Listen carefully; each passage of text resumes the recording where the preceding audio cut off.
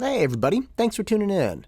My guest today is fantastic. She's the Alumni of the Month.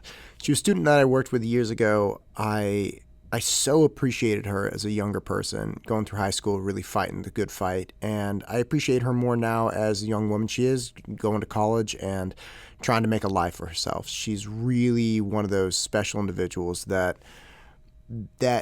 obviously is working hard to make sense of the world and make something of herself. And I couldn't be happier to support her.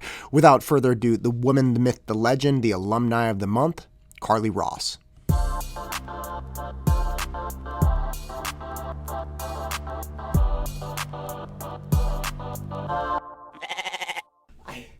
I can't believe that you just said smiling along like a dog. They have no idea what's going on. They're just happy to be there, like I am right now. Hey, I'm happy to be here too. Thank you for coming. How are you? I'm good. Excited, honored, ecstatic to be here. Oh my gosh, the Alumni of the Month. Look at you. So look, you're going to San Diego. You're in the Honors College. You're back now, gracing the Bay Area with your presence. Right. That's awesome. How's school going online? It is rough. I'm not going to lie, and I think I speak for a lot of people when I say it's hard. It's like you're doing all the work with none of the benefits of being in college and being able to go out and connect with your teachers. I will say USD has been really good about keeping us engaged, keeping us, networking on Zooms and everything like that. So I'm very grateful for that. But it is hard because I'm very much someone who's, likes to be around people and with people, and you miss that kind of interpersonal connection. You're a people person. I feel like I'd like to think I'm a people person. So what's USD doing to keep you guys engaged? So they did something over summer, actually, and it was like a summer series. So I'm a real estate major, real estate and business admin.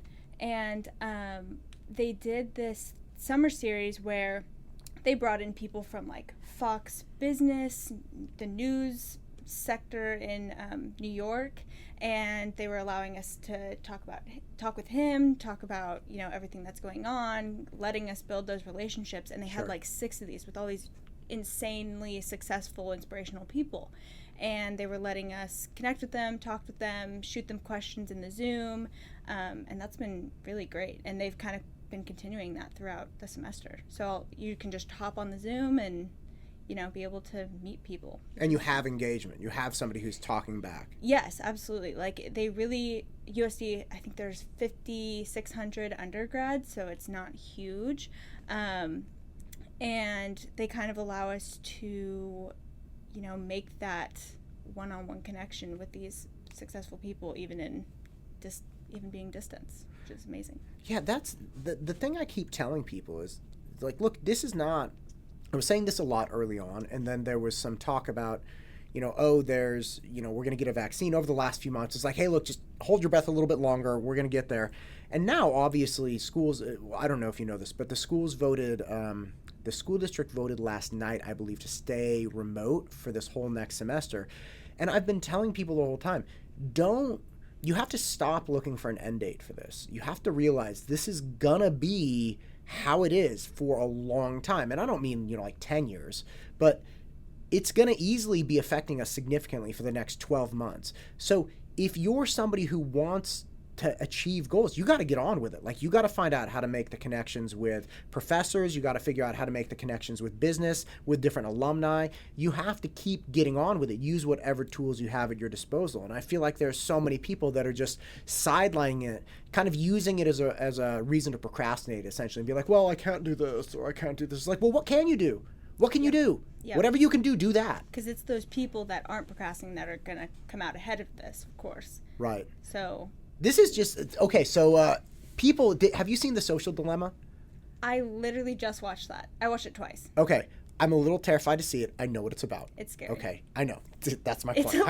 I came out of it wanting to delete all of my social media, delete every app off my phone. I set timers on my phone, and I stick to them because I can't believe it. Okay, so I don't mess around. I drop and dash on social media. I don't stick around. No, yeah, I don't scroll. Yeah, exactly. The problem with my phone is that I get almost all of my business done with my phone. Like in the notes section, I have every single student enrolled. I have all of my billing in there. I have all of the and all of the almost all of the communication with parents. I'd say 98% comes through text messages. So For me to get off of my phone, it's almost impossible. But again, I'm very strict with it. I don't have games. I don't have anything that's really engaging. Here's something interesting. Turn your screen to grayscale so it's no longer color. Your phone will instantaneously make it black and white, and it will be way less interesting to look at. You won't want to look at photos the same way. You won't be engaged by games or social media. Like, it'll all just take the volume down. Oh, that's interesting. Yeah. We were just talking about social media. Yeah. We were talking the social dilemma. I had a thing. It's crazy. It is. Recommend. It's on Netflix. Recommend it to anyone who wants a, interesting and kind of scary documentary. Yeah. And it's scary because it's happening all around us. Like, it is sucking kids into this. Oh, here it is. It is, okay? But so is sugar. So are cigarettes. Yes. So is drunk driving. Right now, again, all terrible things. All very real risks that exist in the world that we have to navigate. Okay, let's just take diet.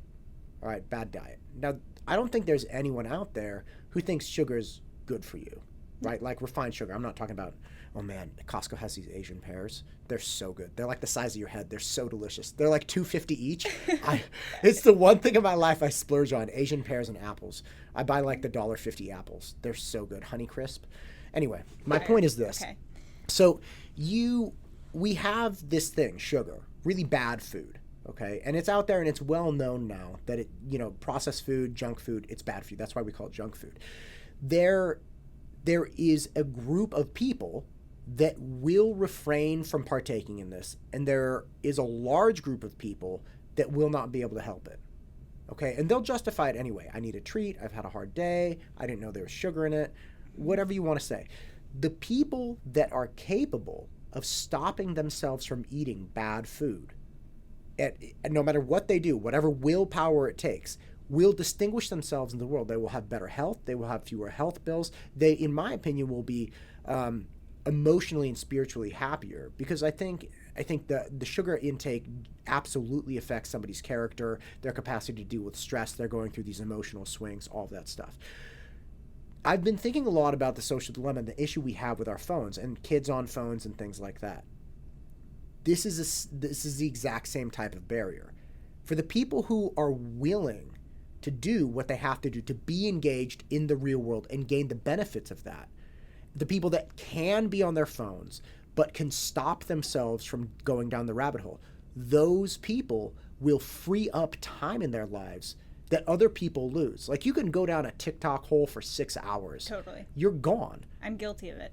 Yeah, I know it. There we go. And then you come out of it and you're like, what did I just do? All that time I could have been, studying. But I think it's really heightened by being on like the computer, whereas when you're going to class, you're forced to engage. A lot of teachers don't let you have your computers. You're forced to take handwritten notes and be focused. USD did that? Some professors wouldn't let you take. Some professors wouldn't let you take it. That's and beautiful. Honestly, that's kind of part of the reason that I chose USD, is because they force you to be engaged. And as someone who can procrastinate, I needed that extra push to say, hey, you need to focus, you're paying for this education, and you need, that extra little shove to engage with the material. And I knew that was me, so I chose USD, and they're making me get my money's worth, which I'm grateful for. But it is heightened by us being on Zoom, because, you're on that screen, and I have it connected, like where my phone, I get texts, right on my computer, I see it, and then, in the Zoom box, you're not seeing the full picture. You can have your phone propped up right on the screen, scrolling through TikTok, right as you're learning, air quotes, in class. And then, you have Zoom fatigue, and you're like, oh gosh, I'm so tired, I just want to lay on my phone, but that's not helping. Literally nothing is getting done. I was pulling 12-hour days on Zoom when the pandemic. So when we went on lockdown, it was right at the beginning of March 2020, right? Mm-hmm. And it was right as my March students were finishing and my May students were starting. So there were a couple Sundays where I had 12 hours straight through. Oh my God. And literally nobody was in class. I was sitting here by myself in the same seat, no engagement, just staring at the screen of oblivion. Yeah, your eyes start to play tricks on you where you're like, my head hurt, migraines. Yes. And not to mention we're going through this pandemic, but there's also this epidemic of anxiety and depression. No one's connecting anymore. When we get out of this, no one's going to know how to communicate. Like, these are formative years for all these kids. Like, your kids, they're young, their minds are still molding. Sure. And they're not getting that interpersonal, practice that you need to be successful. Plus, it's so hard to coach remotely. I was thinking about this. Okay, I just showed you that little, what is it? The trailer for the Matt Todd University YouTube channel, and I was watching it as I was making it, and I was kind of laughing, and I was like, this is kind of funny, but it's also true. All the things that I was saying, it's like, okay, well, I don't just teach students how to take a test, and you could speak to this more than even I could because you were in my class multiple times a week for like a year, right? Grinding through, and you were grinding, and it was like, look, keep coming. If you want to keep grinding, let's go. But it's so hard. The reason you were so successful is because I saw you face to face. I saw when you were tired. I saw when you were struggling. I saw when you were losing faith in yourself. And I was like, Carly, come with me. Like, come on. Don't fall overboard now. Like, don't do this. And you kept pushing. And obviously you're in the Honors College at USD. I mean, you got the benefit of that. You know how hard it is to do that with somebody on Zoom? Like, I could see somebody zoning out. If you were in class, I'm like, listen, come with me. Come sit over here. Listen, give me a question right now. I don't care what question it is. I want to, let's go. I would do that. Ask me any question right now. And you're like, I don't know, number 10. I'm like, great, 10. And let's do it. Yeah, that's a way you can pull people back into the present with whatever, to distract them from whatever anxiety. You see people just go down rabbit holes in their head. And unless you have somebody physically in front of them saying, hey, I'm looking at you. I see you. Come with me. Stop being in your head. It's so hard to do that on Zoom. Well, it's so easy to kind of zone out and not be engaged with a computer because when you're standing right in front of me, I'm accountable, know. But on a computer, I think this is kind of something that weighs heavy on, especially my generation. People aren't accountable, which is why cyberbullying, happens. They think, I just send it and whatever. It's just, it's out in space now. Ooh, sorry. Oh, watch out. Oh. Cyberbullying's so funny. You want to know? Okay, not funny. No, of course not. I have this whole bit I'm ironing out for the comedy special about how you're doing a comedy special. Yeah, I am. You would. When this is over, I'm doing an all students comedy special. I'm renting out the Danville Theater. I will make sure you're home when I do it. I will be there. It's just going to be students allowed. That's fabulous. It's gonna be fantastic. I love that because it's like a safe space for students. Like, I think I told you this over text. When I would come here after school or on Sundays, it would be my escape because it's just a fun and easy and relaxed. You got the best snacks, of course. They're all gone. And we can't eat in here anyway. You had the best snacks. They were the best. Yes. Okay. Well, I'll be here when you restock. Yes. But it was such a safe space because you created that environment where students could kind of just be themselves and relax and get away. Yes, we're studying, but at the same time you made sure to balance it with fun and showing that you really cared about our success and our well-being. You come in, how you doing? And I'd go, what did I even talk about? High school drama, which was just such a nice space to vent. Yeah. And I think a lot of kids need that, especially right now. Yeah, they absolutely have to. It is one of those things where I realized towards the end of the May and then the beginning of June, towards the end of time when I was on remote, I was losing my mind. Just as somebody trying to connect with students and help them through. And truthfully, I need the students as much as they need me, right? Like having that connection with people and helping people grow, that's all I do. It's all I want to do. And being kind of reined in and this little square on a screen, you're like, I'm not even a human being to these people.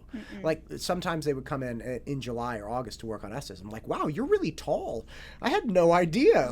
Like somebody put like, you're pint sized. You're like 5'3", but everybody looks the same on this little screen. Right. Everyone's like 2 inches by 2 inches. Right. It's really small. It's not good, man. No. So you have to have that in-person thing. And I was thinking about, as I was making the trailer, like, why is it that I can I sound like a sports coach, right? Like I sometimes when I think about the prep I'm doing or how I'm engaging with students, I've had various coaches, like a wrestling coach or a rowing coach, and I start repeating the things they said, or I reference how they acted with the athletes. And for instance, I was looking on YouTube, and it was like, why would anybody want to watch these videos, right? Why would anybody, like Khan Academy has done every video to death, okay? Now look, I liken Khan Academy to broccoli. If you can stomach it, nobody's going to beat it.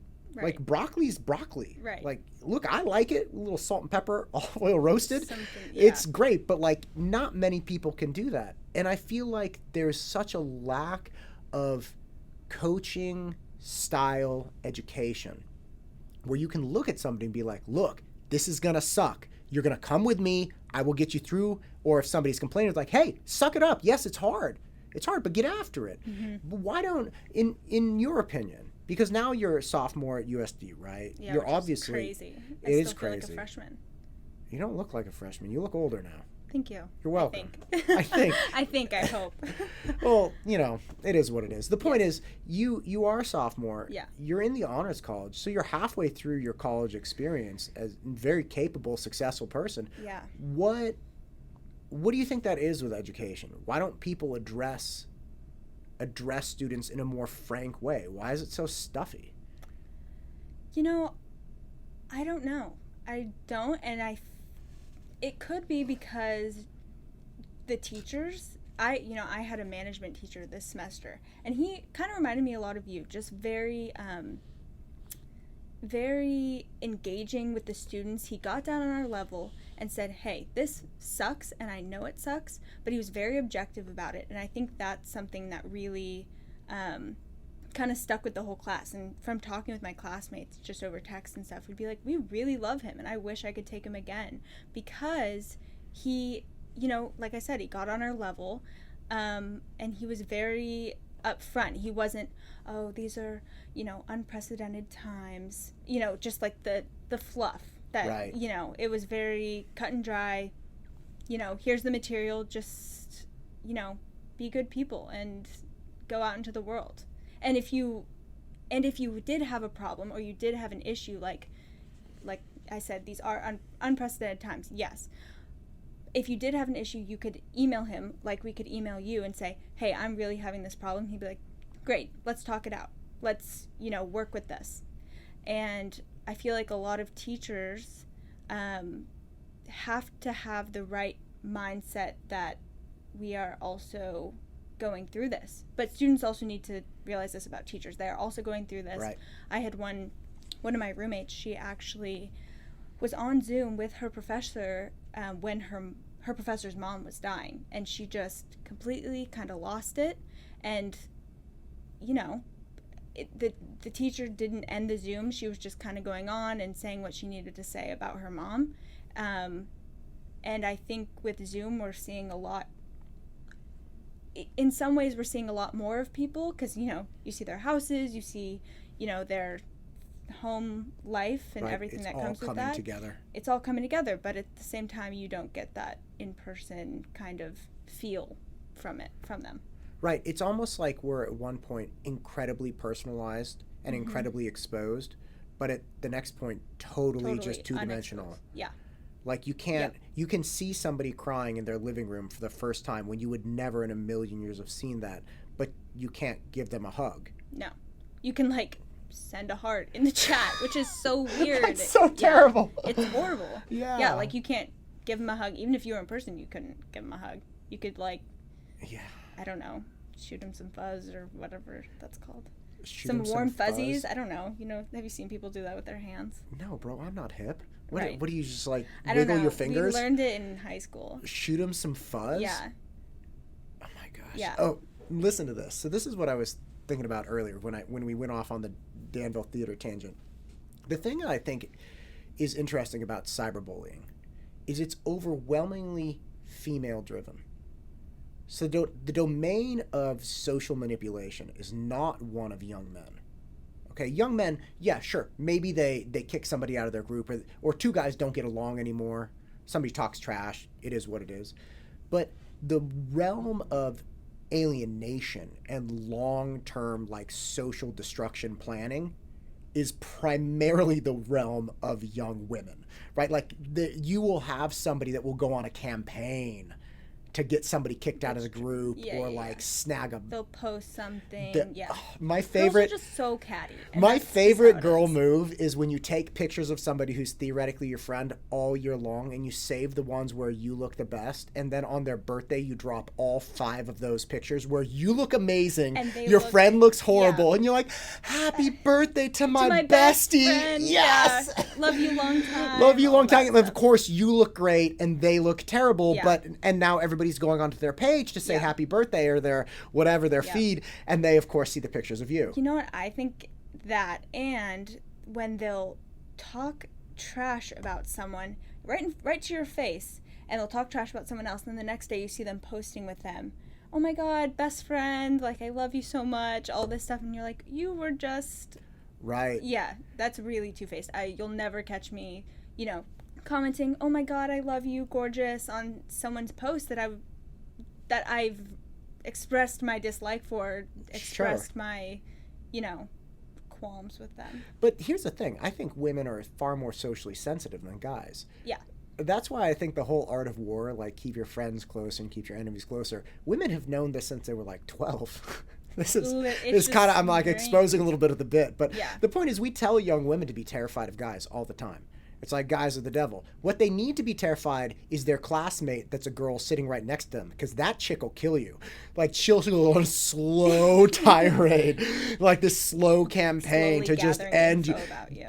That's what, oh my God. This whole bit about prom is that it's perpetrated by a girl who wants to get a compromising shot of this other girl she doesn't like at the after party. So the girl pushes the idea that we have to have a prom, we have to go to these after parties, we have to like do all of this stuff just so at like 1 a.m. she can get a shot of this girl she doesn't like with mascara running down her face. It's like, just like you said, they collect information about you. They do. If you ask 10 guys that are 16 in this room how much information they have, quote, collected on other guys they don't like to use at an opportune time, the number will be 0. 0, yeah. If you ask girls, they're like, yeah, I have a file on my phone. Literally. Like, I have separate files for each person. Right, and they're categorized. It's like a wedding list. I have my A list, B list, C list. Yeah. Yeah. Yeah. Like, I will go to, I'm a twin, obviously, and Brandon. And I will go to Brandon and be like, oh my gosh, like, this happened. I'm, like, really upset about it. And Brandon's like, get over it. And I'm like, this is such a huge thing. How could you not be more upset? And he's like, it's not that big of a deal. I'm like, okay, well, it feels like a big deal to me. And, guys just don't care like that. Guys will be like, they did it, move on. And I'm like, I wish I could, harness some of that energy. I feel like I'm typically pretty objective. I was going to say that. Yeah. I've worked with a lot of students, and you have always seemed to me to be somebody with their head screwed on who doesn't get caught up in the spin as much, right? Because I think you do get caught up some, but I think it would be impossible for someone in your position to not be sensitive to it. I was talking to my buddy Marty, who's worked in the law enforcement field for like 30 years. He's retiring. I think he retired at the end of last week. It was great. 27 years, right? He's the boss. Yeah. He was telling me about how when he worked in prisons, if somebody insulted you, you had to shank them. I was like, what? You just had to. And this is the thing. He was like, honor and respect and courtesy were so intensely fundamental to your survival in prison and in the hood, because he's worked all over, right? And he's like a manhunter. He'll go out and get people that are on broke parole or whatever. And we were talking about it, and it ultimately came out that, in a sense, if you took an insult from somebody in jail or in the hood, your life could essentially be over, because if people realized, if the community realized that you did not demand respect from somebody else, then they could walk all over you. That's right. And that could mean your life. And not to, parallel to my life. But I think it is. I think the world that Brandon lives in is not the world that I grew up in as far as a guy, like a teenage guy. I don't think that's the world that young women, and I've never been a young woman, but I just I listen to my students and I care about you guys, and I see young women go through these things in these relationships with their friends and all this stuff, and it's kind of like, oh, you have to take this seriously. You can't blow it off like I would blow it off, Right. or like Brandon would blow That's it off. true. Like, you have to be sensitive to it, because it could mean the difference sometime down the line of some relationship that you just didn't, cultivate, or that you blew off, or that you didn't pay attention to, and that could be damaging to you. Yeah, I haven't thought about it like that, but that's true. But I will say, you did a really good job of, whenever girls or anyone, even guys, I feel like sometimes, coming in here, I have this huge thing, which looking back might not have been that huge, but making us feel validated. And I think that's something that we don't always get on Zoom when we're, talking at home, and, we're talking through a screen. You can't always be vulnerable like that in front of someone. It was kind of like therapy. Right. Yeah. Plus you saw the four walls. Yeah. You knew nobody else was here. Right. You can't talk about stuff. Oh my God. When we went on Zoom, I had to email all of the parents right away. And I was like, listen to me. I swear a lot.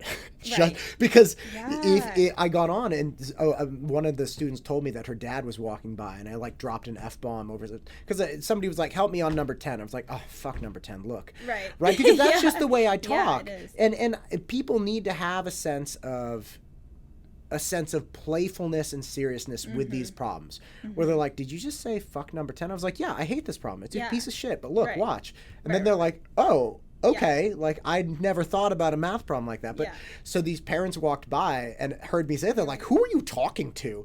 But it's one of those things, you'd never know who's on the other end of Zoom. So Yeah. you don't want to say something personal. No. I will say it was a little bit of a culture shock to come in here, and like first day you're like, F this and F that and, all this stuff. But it was like, it did create that sense of, instead of teacher student, it's more friend helping friend, which I think was really important. Right. I have to crack the whip. yeah. I had to crack the whip sometimes. You definitely did. And you'd be like, come on, Carly, let's go. Be serious. And I'm like, okay. He's serious. Okay. Yeah. You have to, the CEO of Whole Foods, I listened to a long interview with him recently, and before he started Whole Foods, he started a health food store that had no sugar, they had no alcohol, they had no coffee, nothing with caffeine, and all of like the best possible health things you could do. But it was in the 70s. So imagine, you're not going to pick up a lot of customers with no alcohol, no caffeine, and no sugar in the 70s. Now, you might be able to have that store in a small format, and you might be all right. But the point is, he says now, he's like, look, I realized that we weren't meeting our customers where they were. And that was his thing. He was like, look, if you want to be a successful business and have a loyal customer group, you got to understand where to meet them, right? Like, you got to have a little alcohol. Don't be a liquor store, but and make it good quality alcohol. Have good craft beers and good, stuff, but people want alcohol. It's like, you're going to have some sugar, but have high quality dark chocolates and have high quality ice cream or gelato. Don't peddle on the worst of the worst. Right. And now he says that, I think he says that they're one of the largest coffee distributors in the United States, which I believe, like, and I'm sure they have great coffee. So for me, hearing that recently, I was like, that's it.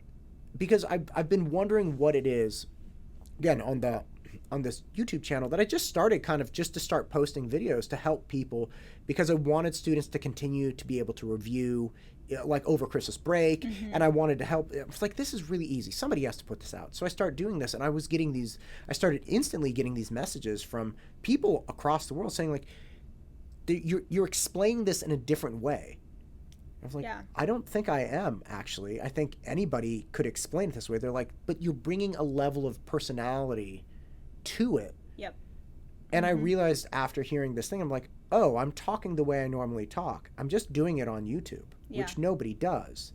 So I'm meeting my students where they are. Like, drop an F-bomb. Right. Like, encourage them. Like, look, this problem is really stupid. Watch. Nobody says that on... It's not just YouTube. I don't think people engage with students in that way. No. It's very stiff, very, written out, scripted, and that's like it's all uniform, and it's all the same, and it's But then watching your videos or coming to class, it's like, oh, something different, something engaging, something that I can actually not, drift off at. But look, you were the captain of the cheer team, right? Yes. Okay. Yes. How would it have been possible for you to be captain of the cheer team if you had literally just made a bullet point presentation on everything you had to do to be good? No, absolutely You're like, not. listen, girls, you gotta come to practice. We have to try hard and try to not screw up. The end. The end. Why is it that we treat teaching this way? Like, why is it we treat math that way? That's what you do in math class. Well, have you, what's that video? I watched it a little bit ago, but it was about, like, if you have a fish and a monkey, and you say, climb that tree. Well, the monkey, no problem. The fish, obviously, that's a test to fail. Like, it's not going to happen. Sure. If you don't individualize, learning and even just in leadership with motivation. We learned about this in my management class with that amazing teacher. If you don't individualize and target what motivates people, it's not a blanket statement. This is what motivates everyone. It's, you have to get to the heart of what motivates each person to make the team work. And I think that's something that, might be going back to the question about why, students can't, get it together and all succeed just from one teacher. There you go. Do you know what I mean? Universally succeed from one presentation of information. Yes. That was it. My rowing coach, actually, in college, and again, you're talking about incredibly motivated, killer rowers in college. Mm-hmm. I mean, some of them were Olympians. His position was, look, I'm going to give the exact same information to each individual person. To each person, I'm going to give the exact same information, and we'll see what you do with it. Now, he's always said that. He was like, I present the information. Right. I don't make you do anything. But the thing is, he was doing it, at least in some part, to weed out who was willing to absorb the information and who was not, which is a completely distinct end goal than trying to get everybody to pass a test. Yeah. Right? Mm-hmm. So if you think about it, it's like if you want to find out who the most motivated students are, give information, monotone, put it right in front of them, answer 0 questions. And then see who comes to your office hours. See who's going that extra mile to, learn the information, deep dive into it. And actually, I was in an accounting class this semester, and typically in college you would go to teachers' office hours, you get that kind of sense of camaraderie, you learn a lot about them. They can see that you're really trying. And it was a little, I will say, my teacher was very good. He's very successful. He was like the CFO of American Golf. Wow. Very successful. So USD, so blessed to have him. But it was a little hard because whereas in office hours, they're sitting there. They are waiting for kids to come in their door. Right. But on Zoom and on the internet, you have to email them. They're carving time out of their day. And I know that's their job, but it's still like you're feeling a little guilty for taking up some of their time. Then again, it is their job. But he was working with me, and literally after every exam, I would email him, and before every exam, we would meet. We would, go over problems. I'm putting in the work, and he could see that because we'd be on Zoom, and I don't know what it was. Actually, I do know what it was. The tests for online are so much more difficult than they are in person. In person, if it's a math problem, the teacher can see your work, you're, doing it out, they can see your thought process. They can see, oh, she just forgot to carry the 1. But Sure. The gist, they got it right. In this program, on Canvas, it's like a multi-step problem, like A, B, C, D, E, F, G, multi-step problem to get to the final answer, and you just put in the final answer. And those problems would be worth 15 points out of 100. If you get that one problem wrong, you're done. So I would get, all the multiple choice correct, and then I'd get that one problem wrong, and I'd be at an 85. And then you get 2 wrong, and you're at a 65. Or that's not right. You'd be at a 70. Yeah, sorry. I got you. Yeah, I got math. you. Obviously, math wasn't my strong. Numbers are hard. Numbers are hard. Words are hard. It's all hard. But then I'd be at a 70. Well, then he'd be like, I'd get my grade back, and I'd be so, I'm putting in the work. It's just you not. made a slip.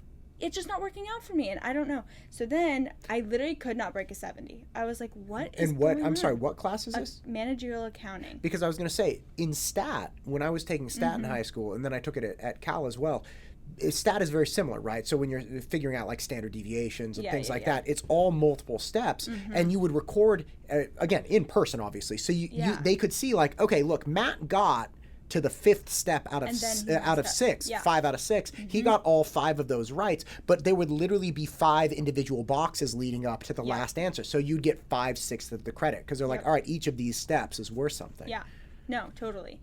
And like he literally, right before, the exam, after the exam that I would have, not done great on, he'd be like, Carly, like, your grades are hurting me. And I'm like, me too. Like, me too. Thank you. Me too. Literally. Thank you, my sir. Grade. Thank you. But but he was very willing to work with me. Like, I would email him and he'd be like, yep, let's get on it. Let's do this. But just, it's a little extra effort on Zoom to kind of create that relationship. And even that, I've never met this man in person, but he's still willing to work with me. And it actually, I'm going to flex here, but it got to my final. It was cumulative, and we get to the final the day before, and we are on Zoom for like an hour and a half. And literally then I learned all this information about him because we were actually talking. Sure. He was like, oh, my grandkids. And I'm like, I wouldn't have guessed that you were a grandpa. Like, that's... Do you moisturize your skin? Yeah, I was like, what? But, learning all this information about him that, I didn't get out of Zoom, or that I would have gotten in class. But, we're working on the problems, we're going through it, and then I grinded that night. Like, I don't think I've ever studied harder for a test, other than the SAT, ACT, of course. But the next day, usually it takes like a couple days for them to get your grade back. The next day, I take the test, and I was like, ooh, that could have gone really bad, or really bad, really great. I really don't know, because the test before that, I was like, I killed it, and then I got a 70. I was like, okay. So now you're like super anxious. So now I'm super anxious because my entire grade is riding on this. I was on the border. And I literally, I think it was 15 minutes after I take the test, he emails me and he goes, you got a 94. I am so proud of you. And I was like, oh my gosh, like, this is what I was missing. Oh my God, thank you. This is what I was missing in from not being in class. Like, that sense of like, I built this relationship with this teacher, and he's proud of me. Oh my gosh, like, this is amazing. Right. And I literally screamed. I screamed when I heard it from the other room. All my roommates heard me. Oh my God, I screamed a couple times yesterday. I got text messages from people getting into colleges, and I just lost it. I was like, yes, I hate you, 2020. Take that, bitch. Yes, right.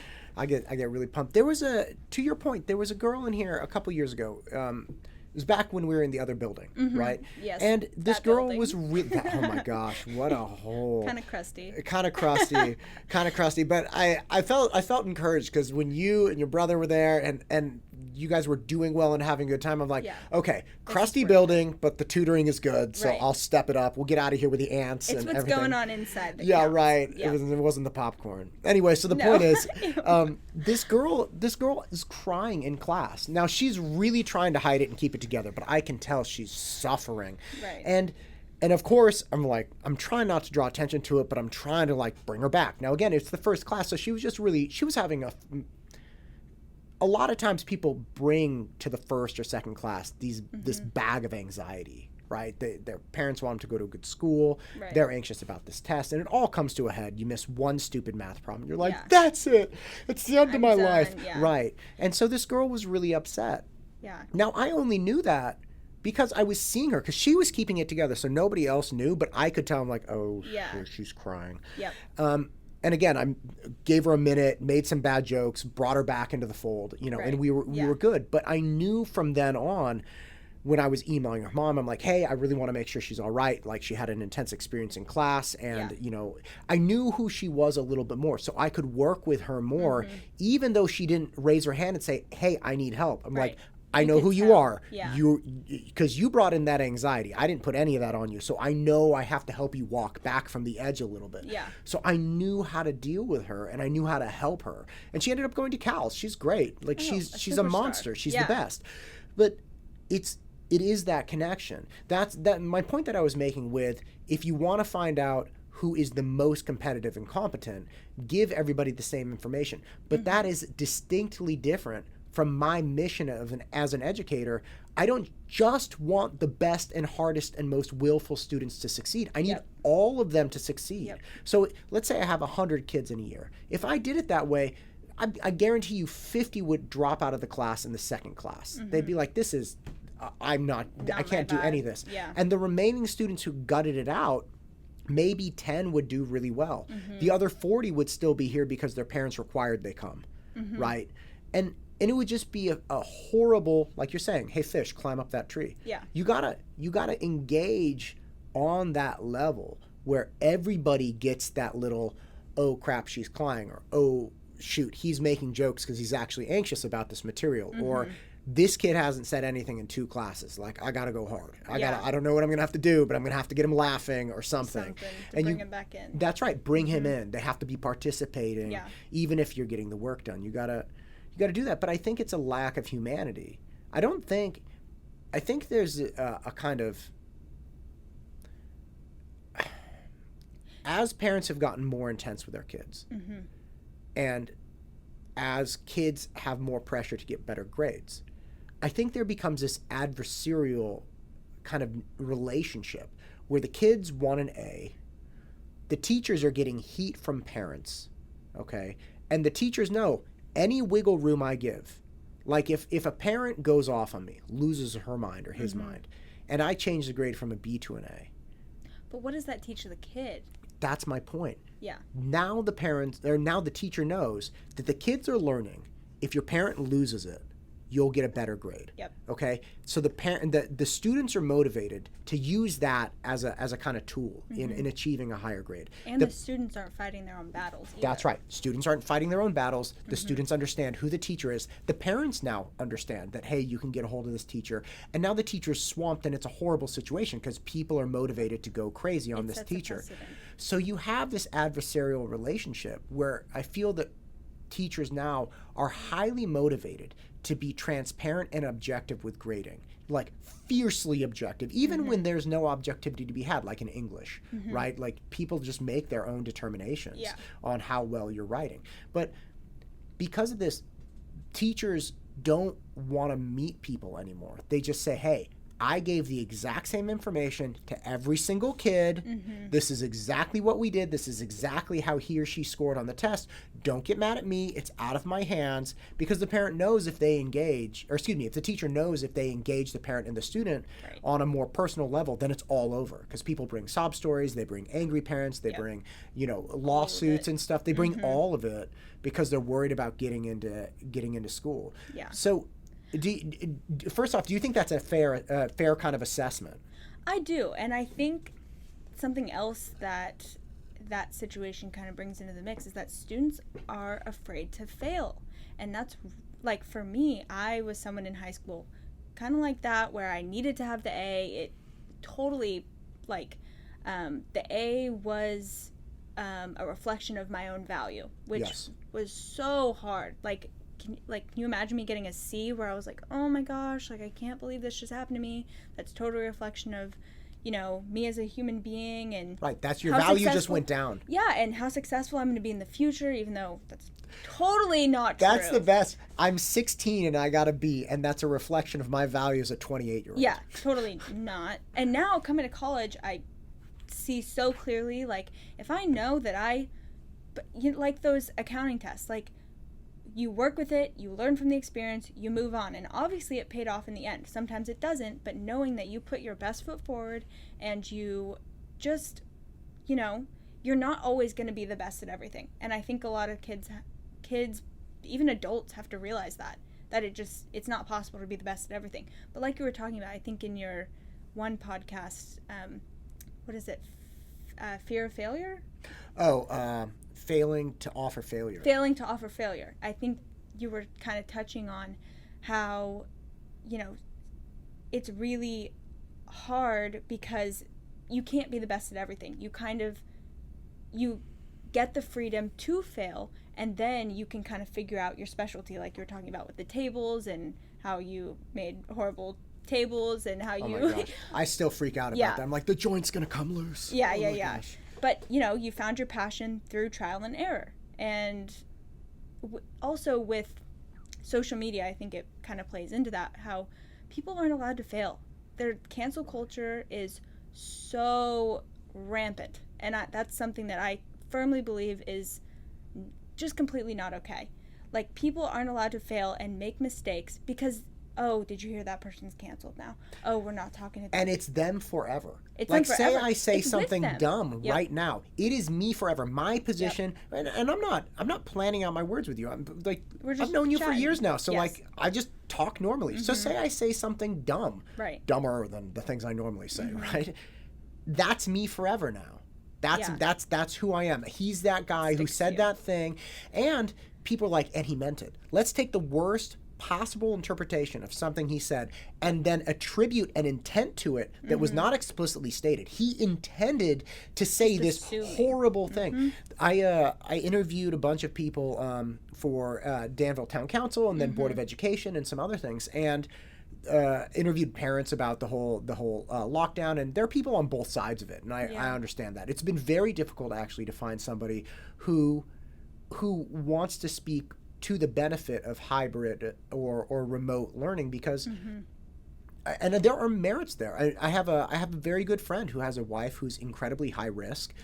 She has an autoimmune disease, and she's like, look, if I get it, I'm going to be one of those people in the hospital almost instantaneously, right? And he has kids that are school age, and we're like, look, will you come and talk to me about this? Because I think the community needs to understand that the people advocating for remote learning are not bad people. But naturally, he's like, look, I don't really want my personal stuff to be out there. And I totally get that, right? It's like the second he said it, I'm like, oh, of course, you don't want your family's health to be out there.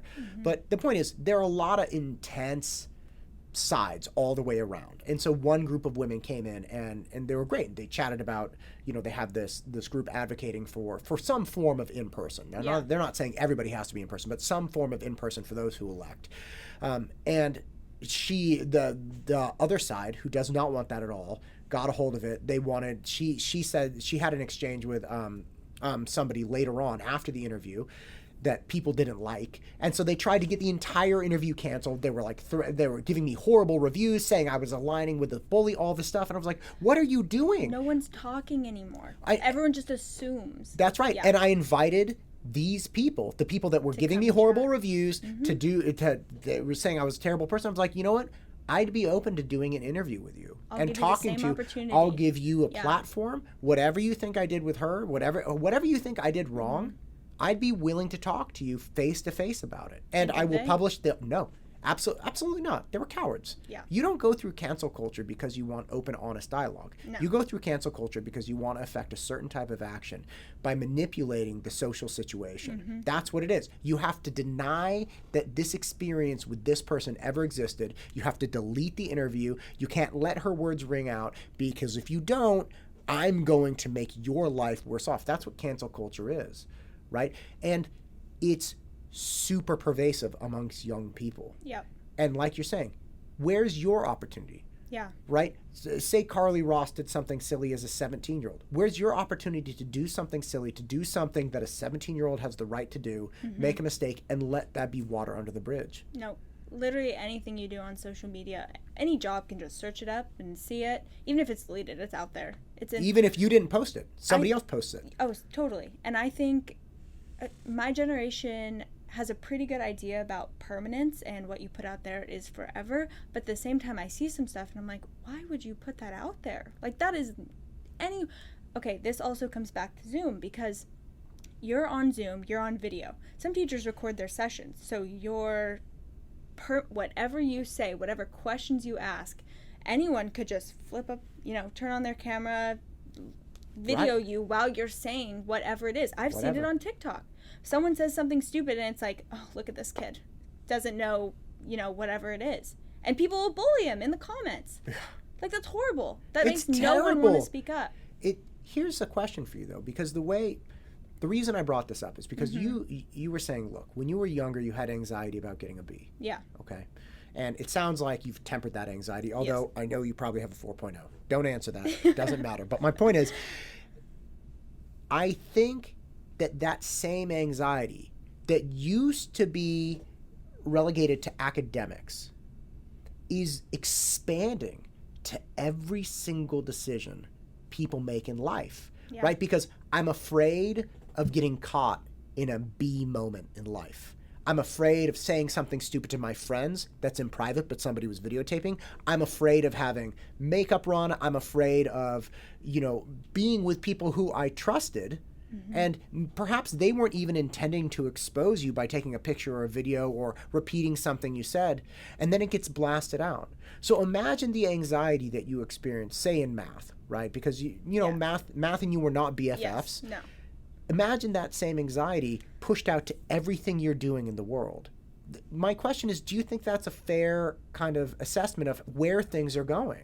I do. And I think with the increased polarization just in the last 6 months of people, this kind of goes back to the social dilemma, how people are in their own information bubbles. And, you're getting a certain set of facts, air quote, because not all of it is facts. You're getting a certain set of facts, and another person is there in their own bubble with a certain set of facts. And there's no communication between there to say, hey, this is, here's what I'm seeing, here's what you're seeing. Let's meet in the middle and figure this out. Let's see what the truth is. So when you speak out and say, here's what my facts are, people will attack you for it and say, well, you must be really ignorant. You must be just completely stupid. You're just a Nazi. That's essentially where they go almost immediately. Yeah, like you must, be so ignorant. You must, be completely uninformed, which could be the case because you're in a bubble of information. Right. And you're in your little echo chamber. Yeah, and no one, which is something great that is coming out of your podcast, or at least, trying to come out of your podcast, is communication. And that's just not happening anymore. Good communication, not just, you're wrong, I'm right.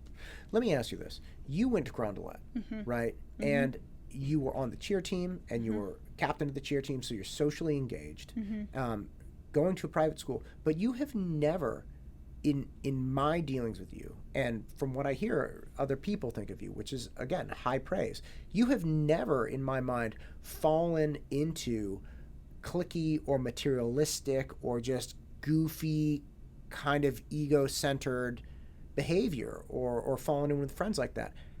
How did you avoid that? And I'm not saying Carondelet is like the epicenter for bad behavior. I'm just saying that some people criticize it or are worried about it. One mom reached out to me recently. She's like, I don't know, I kind of want my daughter to go there, but I worry about her falling into X, Y, and Z. Yeah. And you avoided it so perfectly, or at least it seemed. It's hard not to have run-ins with it because it's like, that's just how our culture is, very materialistic, very, you see everything on social media where it's like, oh, me flexing my, Louis Vuitton bag or this or whatever, which is so irrelevant. And obviously, at Carondelet, there is a lot of wealth. There's just, even in this area, there's a lot of, people driving nice cars, which there's nothing wrong with that, of course. But people kind of can get caught up in it. And even just going to San Diego, I've seen just a completely different world. There's two sides where it's like, oh, this is not how everyone lives, and looking back to see what's really important is, your principles, your values, because none of that stuff is going to the grave with you, meaning, your Louis Vuitton bags, your cars, of course. At the end of your life, you're going to say, what do I have? And it's going to be your principles, your values, your ethics, your moral code. And that's something that no one can take away from you. You know, money fluctuates, comes and goes in the market. It's been going a lot in 2020. Yes. Money has been going away. Yeah. You know. So do you feel like it was really just that kind of spiritual education that allowed you, at least to some degree, avoid falling prey to that? I think just having a Catholic education helped, because obviously one of the core principles of Catholicism is being humble, being, you know, not caught up in worldly possessions. But also, you know, I think my family helped with that, and I am very blessed, I will say. But just kind of, they remind me that it's not always, you don't have to, a lot of people will go outside themselves and search for, you know, the worldly possessions. Oh, I'm going to buy this, I'm going to buy this to fill a void. Mm-hmm. But then they're not doing a lot of soul searching to look inside and see, hey, you know, there's something going on, and none of this is going to fill it. Mm-hmm. And, you know, there's actually this book, it's called The 7 Habits of the Most Effective People. Have you read it? I have not. It's really good. I think you texted me about Stephen it like Covey. a year ago. Yeah, it's good. And one of the things that it talks about is how you have this whole generation of people who don't know how to act, like who feel empty and they don't feel like themselves. They have all this anxiety because they don't know how to act. They only know how society tells them to act. They say, you know, when you're comforting someone and, you know, they're upset, society would have you say, oh, you're supposed to, you know, rub them on the back. You're supposed to, you know, console them. This is how you console someone. And there's all these, you know, quick fixes. This is how you appear more confident. This is how you... Right, sit up more straight. Yeah, sit up more straight, you know, shoulders back, sure. Use your hands, whatever. Is that a thing? Use your hands? Like, yeah, if you use your hands, because you're not, like, fiddling with your, you know, jacket or whatever it is. I gotta do this more. I gotta do this. Yeah. You're good with the hands, by the way. I got up my hand game. Yeah, I'm Italian. My son, I'm sorry to interrupt. My 6-year-old. So I'm like a quarter. I'm 50% Mexican. I'm a quarter Italian. Okay, my wife is 50% Italian. My second son, the 6-year-old, talks with his hands like he's trying to beat an invisible, because he's like, and then you can't, what am I gonna do? And he's like just wagging his hands up and down. Like an old Italian. Yeah, he's like, what am I, and then what did I do? And you're like, I don't know, man. What did you do? And his hands are like, you got to stand back 3 feet. But it creates a story, yeah. Right? Oh my gosh. It creates a good story. Oh yeah. Anyway, keep going. But, you know, people only know how they're supposed to act and not how they themselves feel like they should act, if that, you know, that makes sense. Yeah, and just how there's a whole generation of people that feel this way, and it's literally it's an epidemic spreading. So do highly successful people know themselves enough to know, like, hey, this is not how I will exhibit confidence my own way. Yes. I'm not going to artificially wave my hands. I'm not going to sit up like some weird robot. I'm not going to... Well, I feel like you're a very confident person, I would say. I appreciate that. Yeah, and you kind of, you know, you don't necessarily care what others think. You do what makes you happy. Like you're doing this podcast, and it's not necessarily PC. I would say. Have I offended? No. Have I offended? No, I mean, but you don't care about. You know, you're saying, hey, the world, this is me, and you can take it or leave it. Right. Whereas a lot of people in my generation are conforming and think that. Well, I think people are scrambling for a rule book. Yeah. We don't have rule books anymore. No. Right? Because it's not like you can just bumble through the world. Like, it's high stakes now, because you're getting graded on every interaction you have, professionally and personally. Yep. When you were talking about exhibiting confidence, interesting. I had this guy come to give us a bid on an air conditioner like 5 or 6 years ago. We didn't have an air conditioner, moved into this old house, and it was fine. We got it through for a little bit, and then we're like, we just need an air conditioner. So this guy comes, and we got it. It was from Costco, right? Costco has that lady with the huge Botox sitting next to the door. You know who I'm talking about. Yeah, anyway, yeah. So the point is, she's there, and we're like, okay, what's the deal? And she's like, all right, well, here's the brochure. So system experts or something comes out, and there's this guy, right? And he's in his little wrapped van. It says systems experts, and he comes in, and he's giving us his spiel, and it's it's the most painfully canned interaction ever. Like we say something about like, yeah, it's raining. He's like, it is raining. But you guys have beautiful hiking trails around here. I'm like, yeah, it's cool. He's like, do you ever go hiking? And I was like, I'm not a hiker. Like I run a little bit. He's like, oh, wonderful running trails then. And he's speaking in this weird Kansas. I'm like, dude, what are you doing? So we talked to him. And he's writing down all these numbers because he's giving us this estimate. And halfway through, he's like, oh, shoot. I'm like, what's wrong, man? Do you need a pen? He's like, no, my red pen isn't working. I'm like, what do you mean? Like, do you need another? I have a pen over here. He's like, no. This area is just supposed to be in red. And this area is supposed to be in blue. And so I realized, like, he's running down an action script. Right. Like, do. And it was very funny because he sat up straight. He had his hands, like, squared on the table. And he would, have this little... It was a performance. We got another bid from Harry Clark Heating and Plumbing. Shout out Harry Clark. I love Harry Clark. Every time I've interacted with them, they're great. And this guy, Don Marshall, comes out. The Marshall brothers own Harry Clark. Okay.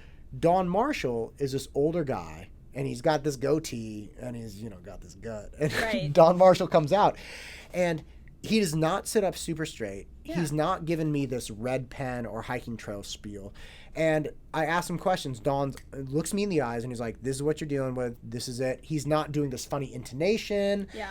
And again, he has found a way to be himself and effective and competent. And he exudes competence and knowledge and confidence without doing the classic canned things that would betray him. Yep. And I think it just comes down to having the confidence to be not liked and to be talked about.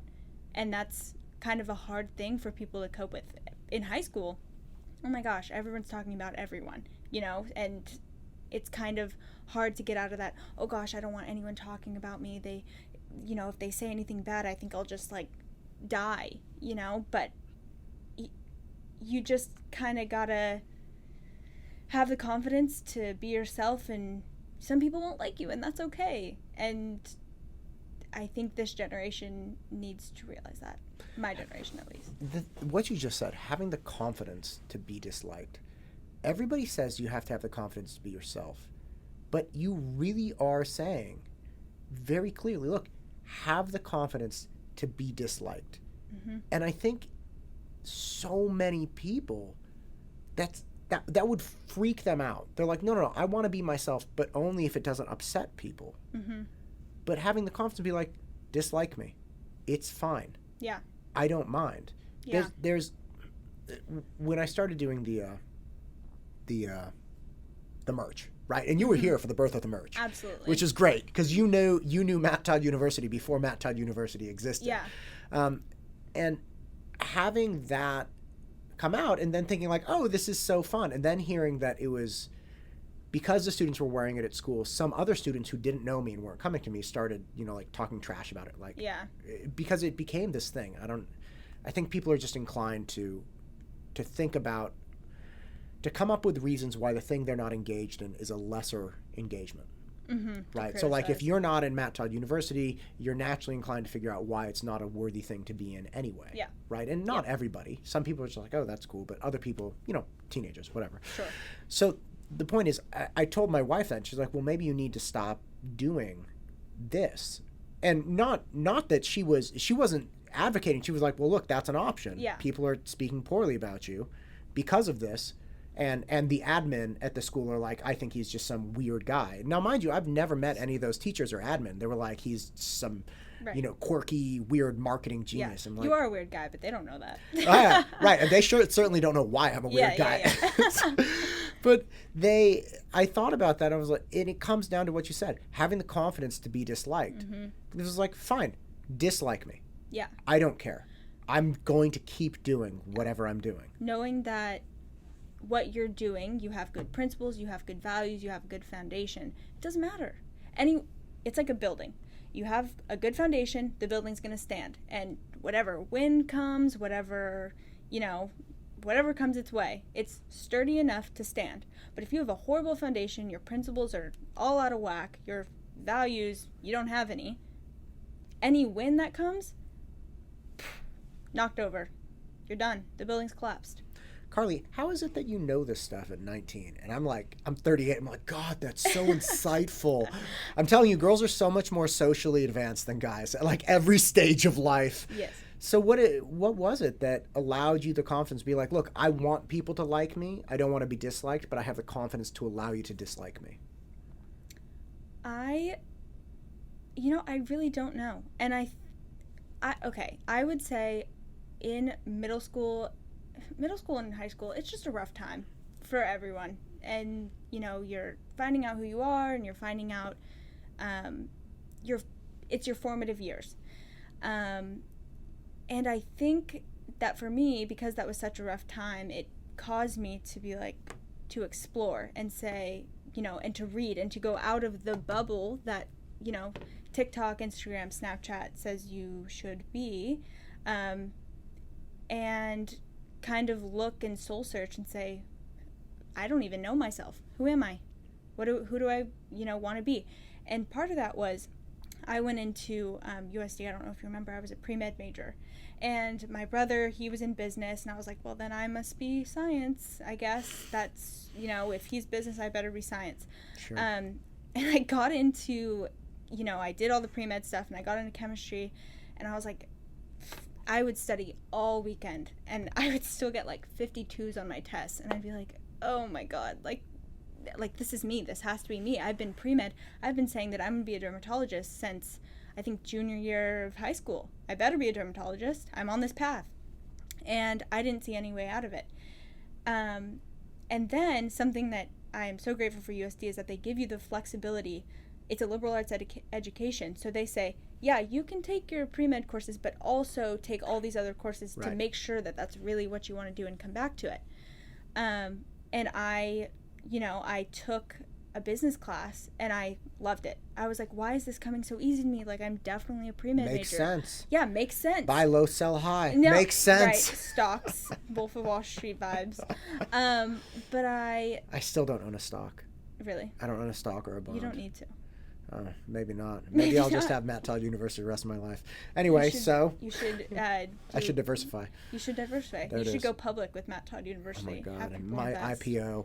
Right. I'll get you in on the ground floor. Right. Yeah, right. I'll buy a building downtown and move Matt Todd University into it. Fabulous. I'm doing commercial real estate, so It'll be I'll perfect. help you out with the building. People wouldn't be able to figure out. You know what we do? We would have a clothing store out front that had all the lights on, that had full racks of clothing, that was never open to the public. That would be it. That would be our storefront. And then in the back is where all the Matt Todd stuff happened. Right, It'd where all be the beautiful. magic happens. People would be like, how do we get that clothing? It's like, you can't. You don't. You don't. It's not for you. You don't. Only if you know, you know. Did you ever see the movie, or excuse me, the show Westworld? Mm-mm. Oh my gosh, No. It's funny, but there's this line in it. It's like, the maze is not made for you. It isn't. And it's not made for everyone. That's true. It's totally true. Like when I would fire students or let them go, or just tell their parents, like, look, it's not. You're not getting what you're paying for, and I would much rather you just stop having your kid here, because you're not going to benefit from it. I mean, it's not made for everyone. There are plenty of squirrely people who just want to tick the box and say, well, I tried. Yep. I tried. I did prep. I'm not that smart. I tried. Mm-hmm. It's like, no, you don't get to just muddle through in here. Mm-hmm.